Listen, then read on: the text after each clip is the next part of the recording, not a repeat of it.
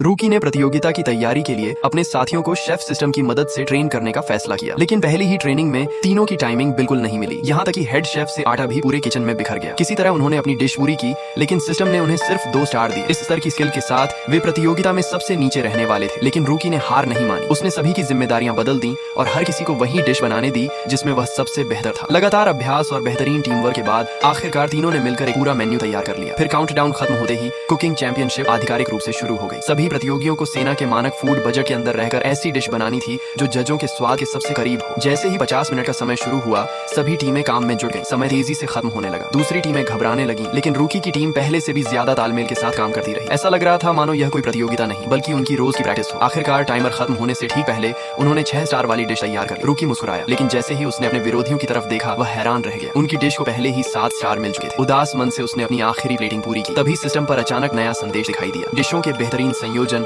और टीम की शानदार कोऑर्डिनेशन की वजह से उनकी डिश भी अब 7 स्टार तक पहुंच चुकी थी। अब जजों ने पहले विरोधी टीम की डिश चखी। पहला निवाला लेते ही उन्हें ऐसा महसूस हुआ जैसे वे फ्रांस के किसी शानदार 5 स्टार रेस्टोरेंट में बैठे हों। वहां मौजूद लगभग हर व्यक्ति को यकीन हो गया कि इस बार चैंपियनशिप उसी टीम की होगी। अब बारी थी रूकी की टीम की। जैसे ही जज ने पहला निवाला लिया, उनके चेहरे के भाव तुरंत बदल गए। डिश देखने में साधारण थी, लेकिन उसमें सेना के कैंप वाले खाने का खास अंदाज और आत्मा छिपी हुई थी। जब उन्होंने दूसरा निवाला लेने की कोशिश की, तब तक पास्ता खत्म हो चुका था। ऊपर से उसमें छिपा हुआ तीखापन उसके स्वाद को और भी यादगार बना रहा था। कुछ ही देर बाद अंतिम नतीजे घोषित हुए। दोनों टीमें संयुक्त रूप से पहले स्थान पर रहीं। तीनों साथी खुशी से झूम उठे।